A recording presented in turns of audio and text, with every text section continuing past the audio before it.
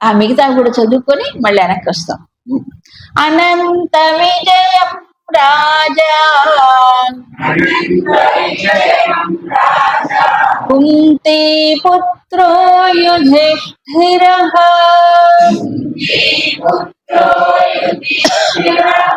నకుల సహదేవశ్చ సుఘోషమణి పుష్పకౌ కాశ్యశ్చ పరమేశ్వాసః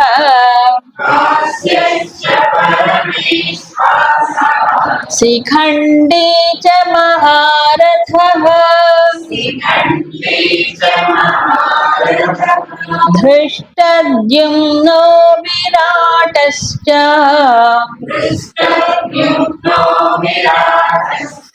సాత్యకిశ్చాపరాజితః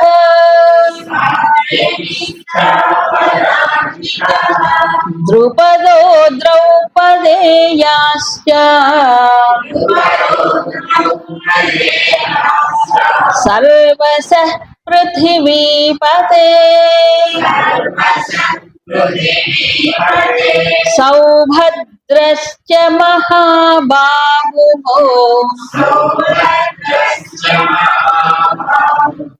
శంఖం దద్ముః పృథక్ పృథక్.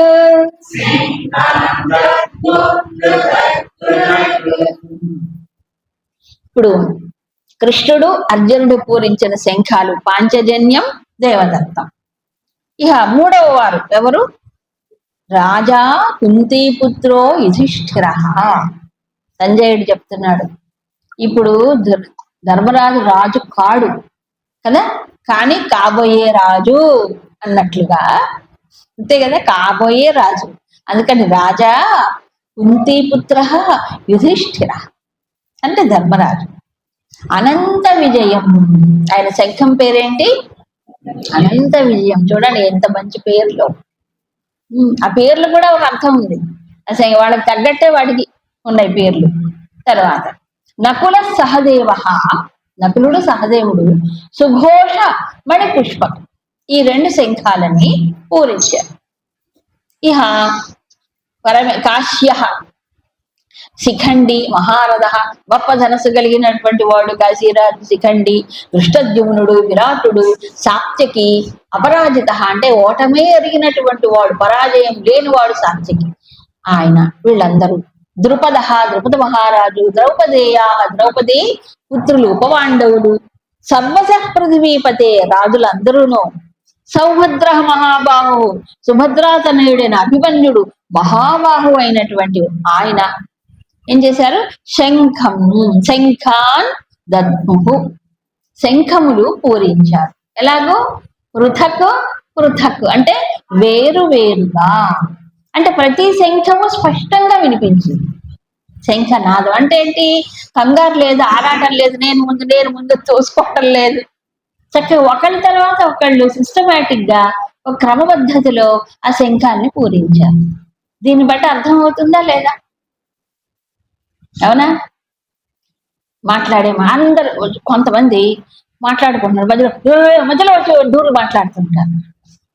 ఎట్లా వినాలి? ఎవరి మాట వినాలి చెప్పండి? కామన్ సెన్స్ అంటారు. అంటే వాళ్ళు ఏం చేస్తారు? వినిపించుకొని వీడు మాటలే అందరూ వినాలి. అది ఇండిసిప్లిన్. ఇప్పుడు మనకి ఎంత డిసిప్లిన్ చెప్పడానికి పెద్ద పెద్ద విషయాలు అక్కర్లేదు. మాతాజీ ఒక మాట చెప్పేవారు, మన మెంటల్ డిసిప్లిన్ చిన్న చిన్న పనుల ద్వారానే వ్యక్తం అవుతుందంట, గొప్ప గొప్ప పనులు కాదు. ఇక్కడికి వచ్చేటప్పుడు చెప్పులు పెడతారు. నేను ఎన్నోసార్లు చేసి చెప్పులు పక్కన పెట్టిన రోజుల నుండి ఇప్పటికీ చేస్తూనే ఉన్నా. మనం ఇంకొకళ్ళకి ఏ విషయంలోనూ డిస్టర్బెన్స్ కాదు, చిన్నదైనా సరే మనం పర్టికులర్ గా ఆలోచించి చెయ్యాలి. మన చిన్న పనైనా ఆలోచించాలి. చెప్పులు అందరికి మధ్యలో పెడితే ఎట్లా? కాళ్ళకు దగిలేదాకా పెడితే ఎట్లా చెప్పండి? అవునా కాదా? అది ప్రతిసారి ప్రతి ఒక్కరికి చెప్పాల్సిందే. ఎలాగో డిసిప్లిన్ ఆఫ్ ద మైండ్. అది ఎలా పెడుతున్నావు? కొంతమంది ఇక్కడో చెప్పు అక్కడో చెప్పు పెడుతుంటారు. తొందరగా వచ్చానండి, అందుకే అట్లా వేడి. ఈ ఒక్క నిమిషం ఆగి సక్రమంగా పెట్టలేవా? పెద్ద అంత కొంపలు అంటుకుపోయేవేముంటాయి కదా. పద్ధతి, విధానం. వస్తువులు పెట్టేటప్పుడు కూడా ఎక్కడెక్కడ ఎడం చెత్త కుడి చెత్త ఎట్ట పడితే అట్లా పెడతారు. గుర్తుండదు, అప్పుడు గుర్తుండదు. ఎప్పుడు జీవితాంతం ఎదుర్కోవడమే సరిపోదు. సిస్టమేటిక్ గా ఉండాలి. చిన్న పని, ఇగో ఈ బల్ల మీద వేసే గుడ్డ కూడా ఇట్లా ఇట్లా వేస్తే ఏం బాగుంటుంది చూడడానికి, అవునా? అలాగే ఈ పాండవ సైన్యంలో ఉండే ప్రతి ఒక్కళ్ళు కూడా ఒక క్రమశిక్షణను పాటించేవారు. కాబట్టి ముందు కృష్ణ పరమాత్మ శంఖనాదం చేస్తే, తర్వాత అర్జునుడు చేస్తే, తర్వాత ఎవరు పెద్దవారు? ధర్మరాజు. ఇప్పుడు కాదు, ధర్మరాజు, తర్వాత భీముడు, తర్వాత నకులుడు. ఇక్కడ ఒకళ్ళకొకళ్ళు నేను ముందు అనేది లేదు, తోసుకొని ముందుకు వచ్చేది లేదు. మీరు క్యూ మెయింటైన్ చేయండి. ఎక్కడైనా 10 మంది మనుషులు ఉంటే గోల, ఏం గోల, క్యూలో రండి మొత్తుకొని చావాలి, అయినా క్యూలో రారు. మధ్యలో వచ్చి దూరితేవాళ్ళు కొంతమంది, 2 పక్కల నుంచి వచ్చేవాళ్ళు కొంతమంది. మనకు డిసిప్లినే లేదు, ఎక్కడ పోయినా ఉండదు, ప్రసాదాల దగ్గర ఉండదు, ఎక్కడ పోండి తోసుకొని రావాలనుకుంటాడు. కానీ ఎవరికి వాళ్ళు ఆ తోపులాట లేదండి. రామచంద్ర కాశీలో దర్శనానికి పోయినా, వెంకటేశ్వర స్వామి దర్శనాన్ని, ఏ దైవ దర్శనానికి పోయినా తోపులాట తప్ప ప్రశాంతత ఎక్కడుంది చెప్పండి? తోసుకొని బలా బల ప్రదర్శన అక్కడ జరుగుతుంది. బాలాంటి బల అంతే, కింద పడాల్సిందే, నడువు విరగాల్సిందే. అలా తోసుకోవటం ఎందుకు? ఒకళ్ళ తర్వాత ఒకళ్ళు వెళ్తే అందరూ బాగా చూడొచ్చు కదా. ఏంటో అక్కడికి వచ్చేటప్పటికి బ్యాలెన్స్ తప్పుతుంది మైండ్. ఏదో అక్కడ పుణ్యం అంతా అక్కడ ఏదో ముట్టుకుంటేనే వస్తుంది అనుకుంటే, లేకపోతే ఎందుకన్నా చేయాలి చెప్పండి? హాయిగా పోవచ్చు కదా. ఈ క్యూ మెయింటైన్ చేయడానికి ఇన్ని వేల మంది వాలంటీర్స్ ఎందుకు చెప్పండి? డిసిప్లిన్ లేకపోతేనే కదా. ఎక్కడ పోండి మన వాళ్ళకి ఇదేంటంటే పద్ధతి లేదు, క్రమం లేదు. ఇంకా ఉపన్యాసాల దగ్గర వెనకాల లేటుగా వచ్చి ముందు కూర్చోవాలనుకుంటారు. అందరికంటే లేటుగా వచ్చి అందరికంటే ముందు కూర్చోవాలి. ఇవన్నీ ఇండిసిప్లిన్ కదా. అంటే ఊరికే నేను జోక్గా చెప్తున్నా.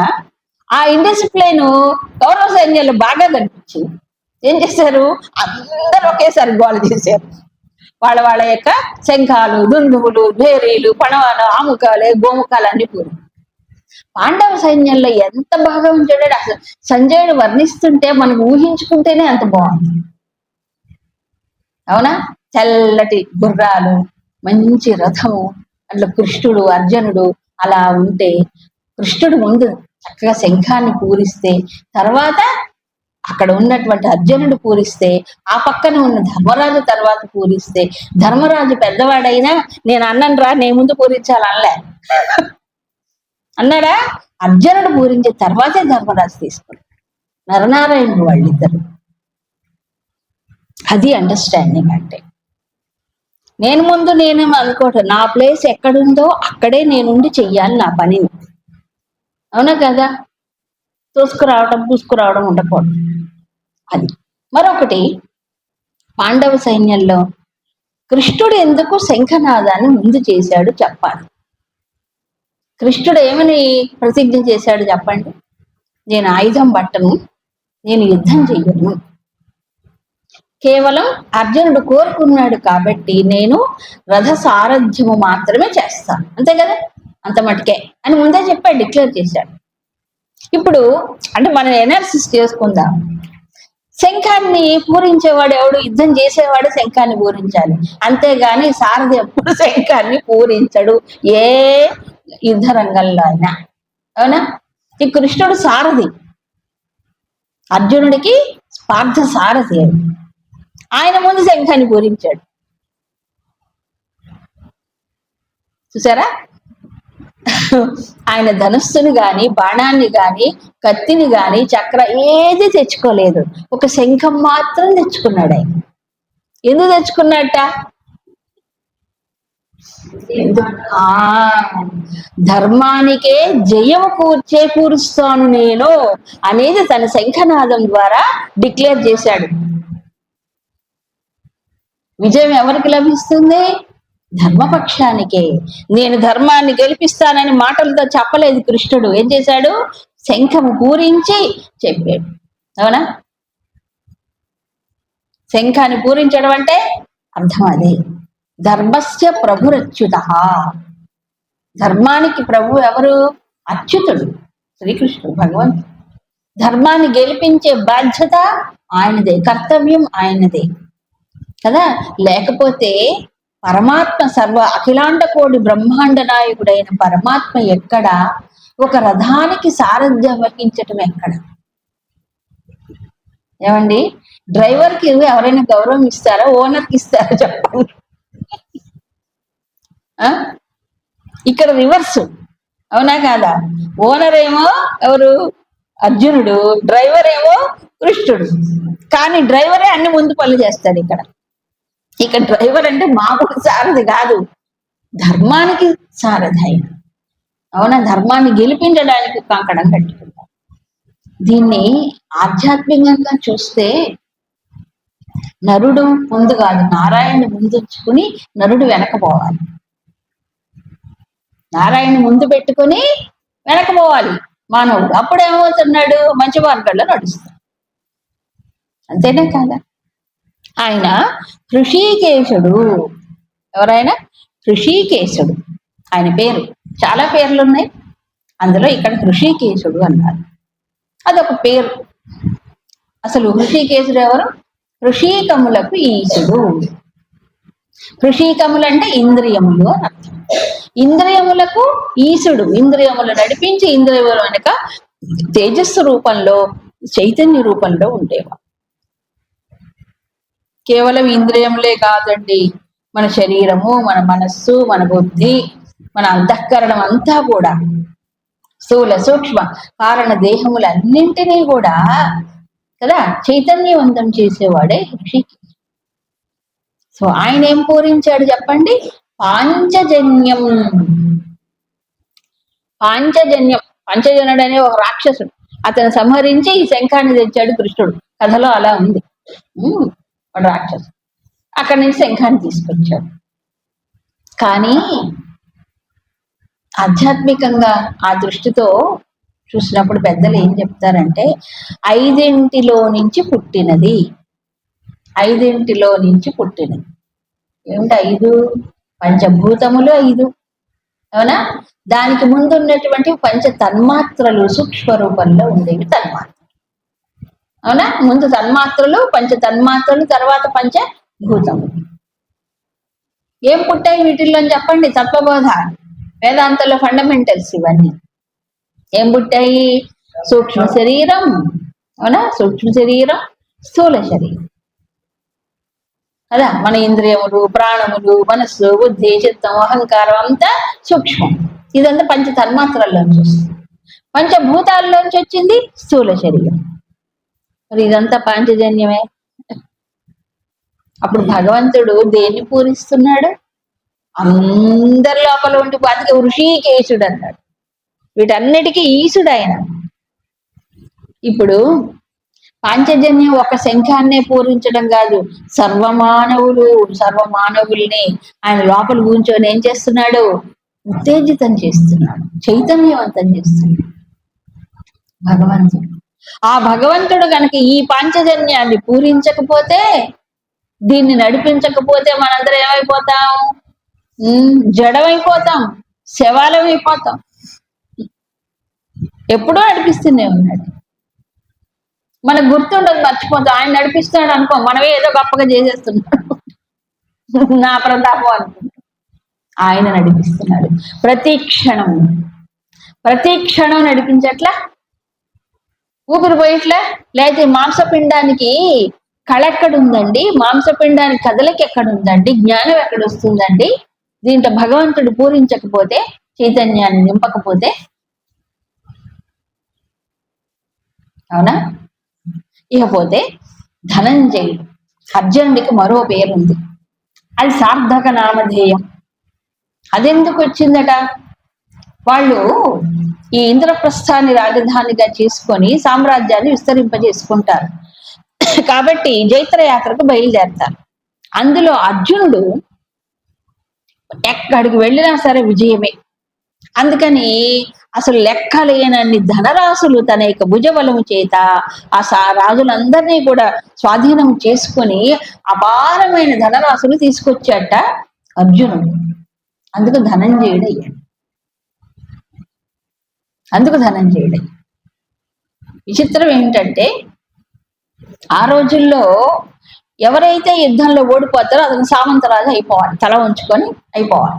ఈ సామంతరాజులు మహారాజుకి ఏం చేయాలి? కానుకలు కప్పాలు కట్టాలి, కానుకలు తెస్తూ ఉంటారు. అలా ఎంతమందో అర్జునుడు బయలుదేరుతున్నాడే అందరూ వాళ్ళంతటా వాళ్ళే ధనస్సుల కింద పడేసి అయ్యా మేము స్వీకరిస్తున్నాం, మేము ఓటమని అంటారు. నిలబడి యుద్ధం చేసిన వాడే లేడు, చేసినా ఓడిపోతాడు. అలా తన యొక్క బల పరాక్రమములతో అపార ధనరాశిని తెచ్చిపెట్టాడు ఆయనకి. ఎవరికి? ధర్మరాజు. అందరికి అనుకోండి, ఇలా ధనంజయుడు అయ్యాడు. మరొకటి ఏంటంటే అర్జునుడిలో ఉన్నటువంటి ముఖ్యమైనది, ఆయనకి భగవంతుడు శ్రీకృష్ణుడు అంటే అపారమైనటువంటి ఓ ప్రేమ ఉంది. తర్వాత భక్తిగా మారింది. ముందు ప్రేమ, ఇష్టంగా, తర్వాత అది భక్తిగా మారింది. కాబట్టి ఆయన కృష్ణుడిని ఏం చేశాడు? తనకి సారథిగా పెట్టుకున్నాడు. ప్రత్యేకంగా వెళ్ళి 5గురు ఉన్నారు, 5గురిలో ఎందుకు అర్జునుడే పోయాడు? ధర్మరాజు పోవచ్చుగా పెద్దగా. కృష్ణుడి దగ్గరికి మాకు సహాయం కావాలని వెళ్ళింది ఎవరు? అర్జునుడే పోయాడు. పోయి ఏం కోరుకున్నాడు ఆయన? ఒక ఆయుధాన్నో లేదా సైన్య బలాన్నో కోరుకోలే, నువ్వే కావాలి తండ్రి అన్నాడు. కృష్ణ నువ్వే కావాలి. అది కూడా ఎక్కడ? నీ వెనక నేను ఉంటాను, నువ్వు ముందు ఉంటాను. సో ఇదంతా ఒక సందేశమే మొత్తం. మనందరం కురుక్షేత్ర సంగ్రామంలో ఉన్నాం కదా. ఈ జీవితమే ఒక సంగ్రామ క్షేత్రం, ఈ శరీరమే ఒక రథం. మనకి కఠోపనిషత్తులో ఇది స్పష్టంగా కనిపిస్తుంది. అవునగా, శరీరం రథం, తర్వాత జీవుడు ఎవరు? రథికుడు, ఓనర్ ఆఫ్ ద చారియట్. గుర్రాలు ఏమిటట? ఇంద్రియాలు. మనస్సు కళ్యాలు, బుద్ధి సారథి. ఈ బుద్ధి అనే సారథి స్థానంలో ఎవరిని పెట్టుకున్నాడు? భగవంతుడు పెట్టుకున్నాడు. స్వదీయం, ఇది అంతా నీదే స్వామి, నువ్వే నడిపించు. అలా అనగలగాలిగా, అలా భావించగలగాలిగా. మాటికి పొడుచుకొస్తుంది ఏమిటి? అహంకర్త. ఆ అహంకర్త కాస్త నాహంకర్త అయిపోతాయి. అప్పుడు నీవే కర్త, నీవే భోక్త. ఇప్పుడు ఖాళీ అయిపోతాడు. అంతదాకా ఖాళీ చేసుకోకపోయినా కొంత అయినా కనీసం శరణాగతి పొందాలి. అది ముందే పొందాడు అర్జునుడు కొంతవరకు. కాబట్టి తన రథాన్ని ఆయన చేతిలో పెట్టాడు. ఆయన అయితే గెలిపిస్తాడు ఎట్టాగైనా. అందుకని ధనంజయుడు అంటే ఎవరిక్కడ? కేవలం ధనాన్ని జయించిన వాడు కాదు. ఆధ్యాత్మికంగా చూస్తే ప్రకృతి యావత్తు ధనమే.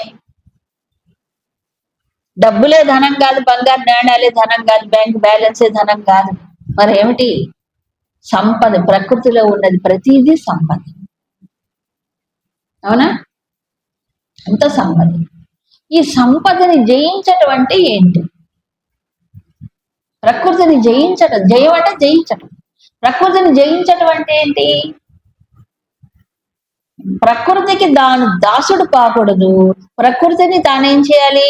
నియమించి నియంత్రించగలిగిన వాడు బాస్, లేకపోతే దాసు. నువ్వు ప్రకృతికి దాసుడు అవుతావా? నువ్వు బాస్ అవుతావు. బాస్ కావాలంటే ఏం చేయాలి? దాన్ని కంట్రోల్ నియంత్రించగలిగిన వాడు బాస్, నియంత్రించలేని వాడు వసుడైన వాడు దాసుడు. అవునా? ఇప్పుడు మనలో బాహ్య ప్రకృతి ఉంది, అంతః ప్రకృతి ఉంది. లేదా బాహ్య ప్రకృతి ఇదంతా. ఇప్పుడు సైంటిస్టులు, విజ్ఞాన శాస్త్రవేత్తలు పరిశోధనలు చేసి బాహ్య ప్రకృతి అంతా మా వశంలో పెట్టుకుంటాం, మేము కంట్రోల్ చేయగలగలదే అన్ని చెప్పి చివరికి ఏమవుతున్నారు? ప్రకృతి వైపరీత్యాలు కలిగితే చేతులెత్తి దండం పెట్టి కూర్చుంటున్నారు. అవునా? కానీ మన ఋషులు నీవు కేవలం బాహ్య ప్రకృతిని జయిస్తే లాభం లేదు నాయన, నీ అంతఃప్రకృతిని నీ వశంలో పెట్టుకో, అప్పుడు నిజంగా నువ్వు జయించినట్లు. మన ఋషులు చేసిన ఎక్స్పెరిమెంట్ ఇదే జీవితం. నీ ఇంద్రియములను, నీ మనస్సుని, నీ బుద్ధిని, నీ శరీరమును నీ వశంలో పెట్టుకో. నా మెడకాయ ఇలా తిరగమని తిరగదండి, ఎందుకు తిరగదు? మన మెడకాయ, మన కాళ్ళు, మన చేతులే మన మాట వినవు. ఇంకేం వింటారు? ఎవరు వింటారు చెప్పండి? మన ఇంద్రియాలు మన మాట వినవు, మనస్సు అసలే విందు, బుద్ధి రమ్మంటే రాదు. ఇది జయమా? దాస బాస? ఎవరు ఇప్పుడు?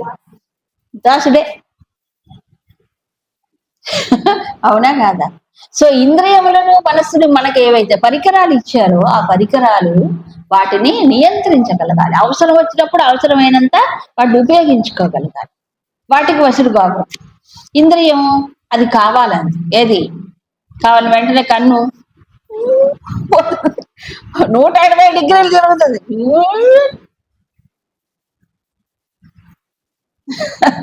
అవునా? అసలు యోగం అన్న పదానికి కఠోపనిషత్తులో యోగం అనే పదానికి ఏం చెప్తారు తెలుసా? ఇంద్రియములను తన యొక్క నియంత్రణలో ఉంచుకోవడం యోగం అంటారు. ఇంద్రియములు నియంత్రణలో ఉండాలంటే దాని వెనక ఏముంది? అంతఃకరణం. ఇది బాహ్యకరణములకు అంతఃకరణం. లోపల ఉండే ఓ పరికరం. లోపల ఉండే పరికరం మన వశంలో పెట్టుకోబోతే ఇంద్రియాల వశంలోకి వస్తాయా చెప్పండి? రావు. ఇది యోగం. యోగం అంటే ఆసనాలు వేయటం, కాళ్ళు వంచడం, గీళ్ళు వంచడం, ఇదొక్కటే కాదు. అది బాహ్యమైనటువంటి శరీరానికి కొంత ఫ్లెక్సిబిలిటీ ఇవ్వడానికి, మనస్సును కొంతవరకు ఇది చేయడానికే. కానీ అసలు ప్రయత్నం ఇది ఎప్పుడు 24 hours ఉండే నియంత్రణ చేస్తూనే ఉండాలి, ఒక నిద్రలో తప్ప. ఇది యోగం. అలాంటి ఒక నిగ్రహంతో కూడుకున్న జీవితాన్ని గడిపిన వారు పాండవులు. ఎస్, మనకు మహాభారతం కథ చదివితే అర్థం అవుతుంది. ఇప్పుడు ఎన్నో ఎగ్జాంపుల్స్ అక్కర్లే. అర్జునుడి విషయంలో చూడండి, ఆయన దేవలోకానికి వెళ్ళాడు, ఇంద్రలోకానికి. ఎవరు వెళ్ళగలరు? వెళ్ళాడు. తను దివ్యాస్త్రాలను సంపాదించాడు, తపస్సు చేత సంపాదించాడు దివ్యాస్త్రాలు. ఇంద్రలోకానికి వెళితే అర్జునుడు చాలా అందగాడంటండి, మంచి స్వరద్రుడు. ఆయన సౌందర్యాన్ని చూసి ఊర్వశి మోహించిందంట. మోహించి ఆయన సమీపిస్తే ఆయన ఏం చేశాడంటే, ఆ దేవకాంత తన దగ్గరకు వస్తే పొంగిపోడు ఎవడైనా? అవునా కాదా? ఏం చేశాడు? అమ్మా నువ్వు నాకు తల్లి లాంటి దానివి అని చెప్పి నమస్కారం చేశాడు. ఎందుకు? ఇంద్రుడు తనకి తండ్రి, ఇంద్రాంశ చేత పుట్టినవాడు ఈయన అర్జునుడు. సో ఇంద్రుడిని సేవిస్తున్నారు వీళ్ళందరూ, రంభాది కాంతలందరూ మొదలైన వాళ్ళు. కాబట్టి తల్లితో సమానంగా చూశారు. ఎవరికండి అలాంటి ఆలోచన వస్తుంది చెప్పండి? ఎంత డిసిప్లిన్ ఉంటే వస్తుంది? ఇది ఒకటి. ఈ పంచపాండవులు మొత్తం గ్రూపుగా చూసినప్పుడు వాళ్ళకి మరి 5గురు ఒకే పత్నిని కట్టుకున్నారుగా. ఎంత కష్టం అండి డీల్ చేయటము, అవునా కదా? ఇప్పుడు 2 హీరోలు ఒక అమ్మాయి, లేకపోతే ఒక హీరో 2 అమ్మాయిలు, రకరకాల ఘోరాలు సిచ్యుయేషన్స్. ఎక్కడ శాంతి లేదు, సుఖం లేదు, పోట్లాట్లు, కీచులాట్లు. వాళ్ళు 5గురు కూడా ఒకే పత్నిని కట్టుకొని ఎంత సహజీవనం చేశారు. ఎప్పుడైనా పోట్లాడుకున్నట్టు మీకు మహాభారతంలో కనిపించిందా? ఈ విషయంలో వాళ్ళకి వివాహం అవగానే నారదుడు వచ్చాడు. నారద మహర్షి వచ్చి, మహర్షుల అడుగుజాడల్లో నడుచుకున్నారు పాండవులు, గుర్తుపెట్టుకోండి. శ్రీకృష్ణుడు చెప్పినట్టుగా చేశారు.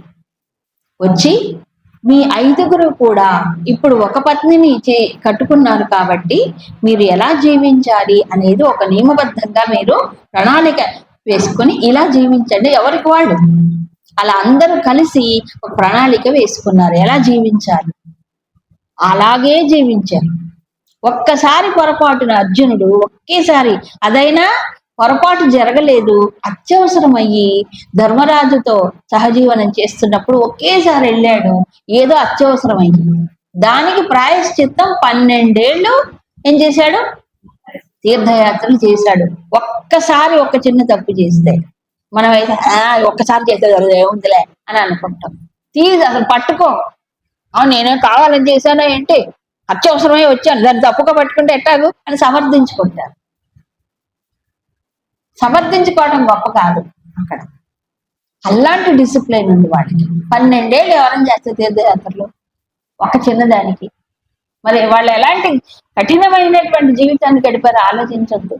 ఊరికే వస్తుందా పరమాత్మ అనుగ్రహం?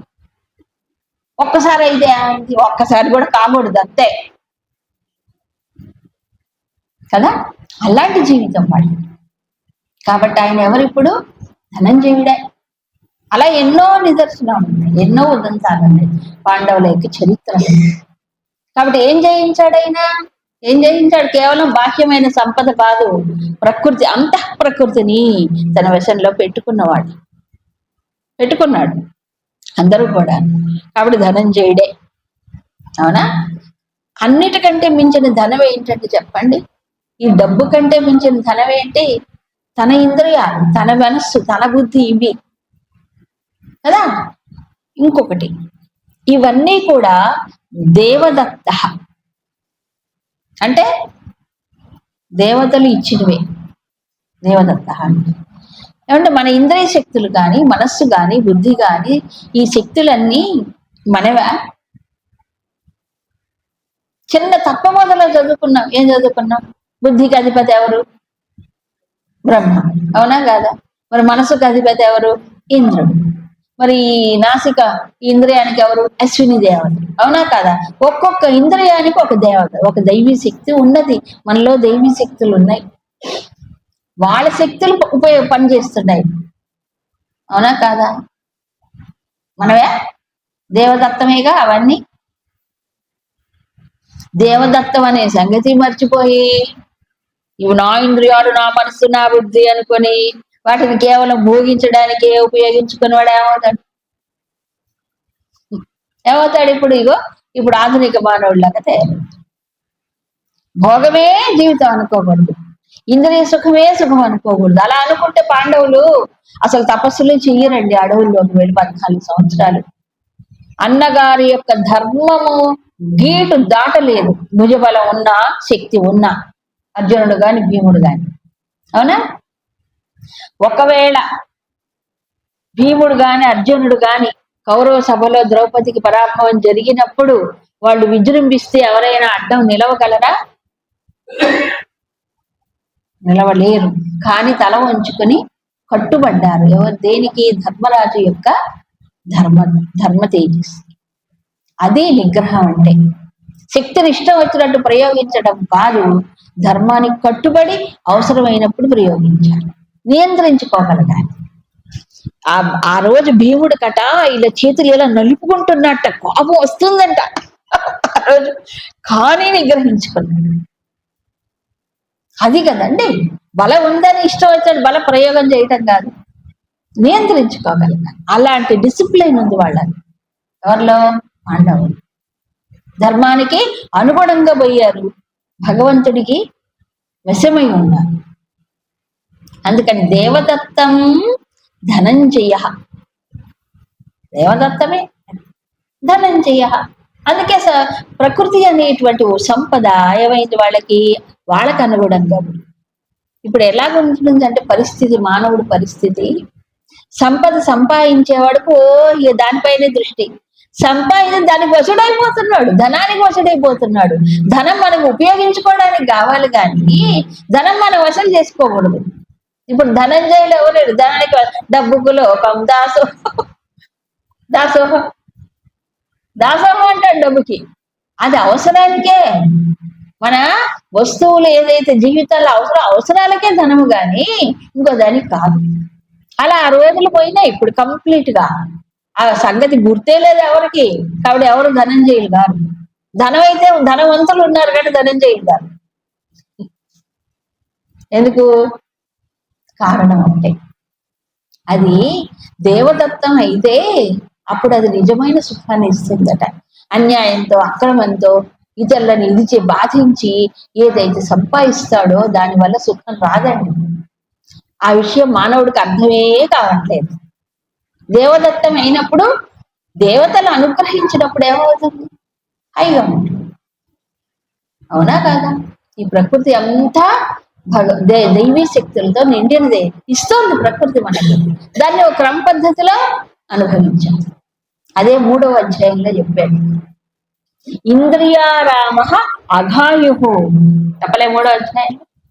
ఇంద్రియారాముడై ఇంద్రియాల యొక్క భోగాల్లో రమిస్తూ పాపాన్ని తింటూ ఉన్నటువంటి వాడి జీవితంలో అన్నీ కోల్పోతుంది. ఇంద్రియారాముడు కాకూడదు, ఇంద్రియ సుఖాలు వెంటపడకూడదు. అప్పుడు ప్రకృతి నువ్వు లోనైనట్టే, నీకు ప్రకృతి వశం కాదు. అంతేనా? ప్రకృతి అంటే లోపల బయట. ఇప్పుడు ఈ వైపరీత్యాలకు కారణం ఏంటి? సమాజంలో విపరీత పరిస్థితులు, బాహ్య ప్రకృతుల వైపరీత్యాలకు కారణం ఎవరు? మానవుడి యొక్క ప్రవర్తన, హద్దు మీరిన మితి మీరిన ప్రవర్తన కదా. దేవతలు మనకిచ్చిన శక్తులు ఈ ఇంద్రియ శక్తులు, మనస్సు, బుద్ధి. అవి ఉపయోగించుకో, సద్వినియోగం చెయ్యాలి, సక్రమంగా మార్చుకో. లేకపోతే ఏమవుతుంది? బెడిసిపడుతుందంటే అదే సుఖత క్రియతే రామాభోగ పశ్చాద్ధంత శరీరే రోగ. చెప్పారుగా. అంటే సుఖాని కోసము మానవుడు ఏమన్నాడు? ఇంద్రియ భోగాలు వెంట పడతాడు, తర్వాత రోగాలు వస్తాయి. ఎక్కువైతే శృతి మించితే ఏమవుతుంది? అది రోగం వస్తుంది. శృతి మించకూడదు, లిమిట్ ఉండాలి. కాబట్టి దేవదత్తం ధనంజయ.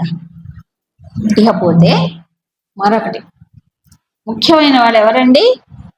అనంత విజయం రాజా కుంతీపుత్రో యుధిష్ఠిర. ఆయన శంఖం పేరేంటట? అనంత విజయము.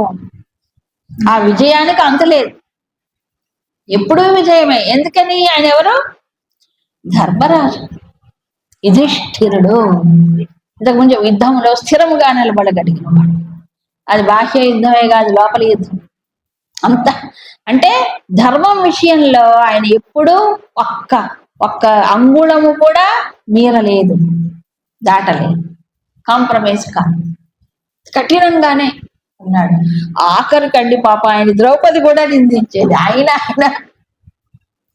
పట్టించుకోవాలి. అలాగే ధర్మంలో అలా ఉన్న నిష్ఠ కలిగిన వాడు ఆయన ధర్మరాజు.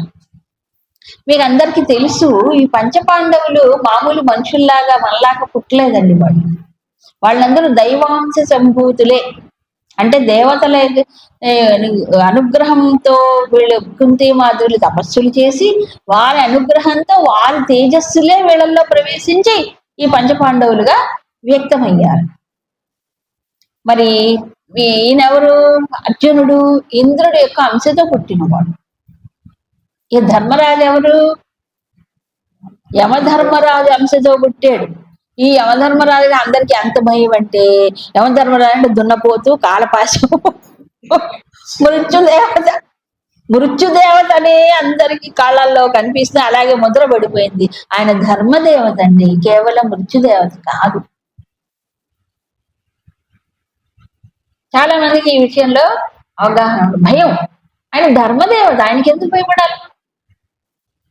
అవునా కదా? యమధర్మరాజు ధర్మదేవత కదా. దాని తగ్గట్టుగా శిక్ష జడ్జిమెంట్ చేసి శిక్ష విధించేవాడు. సో ఎవరైనా సరే ముందు యమలోకానికి పోవాలి, తర్వాత నరకము స్వర్గము. యమలోకంలో జడ్జిమెంట్ జరుగుతుంది ముందు, ఆ జడ్జిమెంట్ చేసేవాడు ఆయన. సో ఆ యమధర్మరాజు యొక్క అంశతో పుట్టినవాడు ధర్మరాజు. కాబట్టి ఈయన ధర్మవేద అధర్మవేద ఆయన అంతఃకరణమే చెప్తుంది ఆయనకి శాస్త్రాల ప్రమాణం ప్రత్యేకంగా అక్కడనే లేదు. ఆయన ధర్మదేవత రూపంలో పుట్టాడు కదా. ఆ ధర్మ నిరతి కలిగినటువంటి వాడు. సో ఎక్కడైతే ధర్మం ఉంటుందో అక్కడ ఏమవుతుంది? విజయం కలుగుతుంది. మరి మాయాద్యూతంలో ఎందుకు ఓడిపోయారు? అది మాయాద్యూతం కాబట్టి ఓడిపోయారు. మాయ చేసి ఓడించారు వాళ్ళు. అసలు ఇది కాదు కదా, దుర్ద్యూతము కదా, కపటము కదా అదంతా. అవునా? అక్కడ కూడా ఆయన తన నీతిని తాను పాటించాడు. అందుకని అనంత విజయం. ఎవరు? ధర్మరాజు, ధర్మానికి కట్టుబడిన వాడు. నిరతి కలిగిన వాడు కాబట్టి ఆయన శంఖం అనంత విజయం. దీన్ని బట్టి ఏం తెలుస్తుంది? తాత్కాలికంగా ధర్మం ఓడిపోయినట్టు కనిపించినా, తాత్కాలికంగా ధర్మాచరణ చేసేవాడికి బాధలు కష్టాలు కలిగినా చివరికి జయమే కలుగుతుంది అని నిరూపించడమే మన రామాయణము భారతము వదిలే. మరి అవన్నీ నిరూపించిన వాళ్ళు ఎవరు? ఇదిగో వీళ్ళు మహానుభావులు, ధర్మరాజు, వీళ్ళందరూ కూడా. అది ఇక మరి ధర్మాచరణ ఎక్కడ చెయ్యాలి? స్వర్గంలోనా, నరకంలోనా, లేకపోతే ఇంకెక్కడ? ప్రపంచంలో. అవునా? ప్రపంచం అంటే నేను ధర్మాచరణ చేస్తాను, మీరందరూ నాకు సహకరించంటే ఎవరు సహకరించడు. వ్యతిరేకించే వాళ్ళే ఎక్కువ ఉంటాడు, తిట్టిపోసే వాళ్ళే ఎక్కువ ఉంటారు. వాళ్ళకి అనుకూలంగా ఉండాలనుకుంటారు కానీ ఎవరికి వాళ్ళ ధర్మానికి అనుకూలంగా ఉండాలని తక్కువ పర్సెంట్. సో ఈ ద్వంద్వాలతో కూడుకున్నది ఈ ప్రపంచం. ద్వంద్వం అంటే తెలుసుగా ఏంటి? సుఖం, దుఃఖం, లాభం, నష్టం, జయం, అపజయం, ఇవన్నీ ద్వంద్వ పరిస్థితులు. ఇవి ఉంటాయా? ఉండవా? ఎప్పుడు ఉంటాయి, ఎక్కడ పోయినా ఉంటాయి. ఇలాంటి ప్రపంచంలోనే బతకాలి మనం. ఇలాంటి ప్రపంచంలోనే ముందుకు వెళ్ళాలి. మరి ఆచరణ చేసుకోవాలి, తప్పదు కదా. దీన్ని తట్టుకొని నిలబడదు కదా. ఈ నకుల సహదేవులు జంట మాదిరికి పుట్టారు. అశ్విని దేవతల యొక్క అంశతో పుట్టారట. ఎవరు? వీళ్ళిద్దరు. వీళ్ళు ఎప్పుడు జంటగానే ఉంటారు. వీళ్ళు కూడా మహాభక్తులే. మనకి మహాభారత బ్యాక్గ్రౌండ్ లో చూస్తే అర్థమవుతుంది. సహదేవుడు గాని నకులుడు గాని. సహదేవుడు ఎంత శౌర్య ప్రతాపాలు కలిగిన వాడు. ఆయన ఎక్కడ తెలుస్తుంది అంటే కొన్ని సందర్భాల్లో తెలుస్తుంది. అక్కడ అశ్వమేధ రాజసూయాగం జరిగిన తర్వాత అగ్రతాంబూలం ఇవ్వాలి ఒక మహానుభావుడికి, అగ్రపూజ చెయ్యాలి. దానికి కృష్ణుణ్ణి వీళ్ళు ఎంచుకున్నారు. కానీ శిశుపాలుడు ఏం చేశాడు? నిందించాడు, దూషించాడు, ఏమేమో చేశాడు. ఎవరిని? కృష్ణుణ్ణి. సభలో అందరూ వాకౌట్ చేయడానికి ఇచ్చేసాడు. తిడుతున్నాడు అష్టోత్తర శతనామం అనుకోండి, తిట్లు. ఎవరు? శిశుపాలు. అలా కృష్ణుణ్ణి నిందిస్తుంటే సహదేవుడు లేచి ఉగ్ర రూపాన్ని ధరించి కృష్ణుడికి అగ్రపూజ జరగకుండా ఎవరైతే అడ్డుకుంటారో వాడు నెత్తి మీద నేను కాలు పెట్టి తొక్కేస్తానంట. పరిగెత్తిపోతున్నాడు అతను పట్టుకోవడానికి. ఎవరిని? భీముడు. ఎవరిని? శిశుపాలు. అప్పుడు భీష్ముడు ఆపి వెనక్కి లాగి, నువ్వెందుకురా ఈ పని చేస్తావు? ఆడి పని చూసుకునేవాడు ఉన్నాడు పక్కన. ఎవరు? కృష్ణుడు ఉన్నాడు. ఆ సింహం ఇప్పుడు కొంచెం ప్రశాంతంగా ఉంది. ఆ సింహం కనుక విజృంభిస్తే వాడి పని చూసుకుంటుంది. ఇప్పుడు ఆయన లెక్క పెట్టుకుంటున్నాడు, నువ్వు ఊరుకో.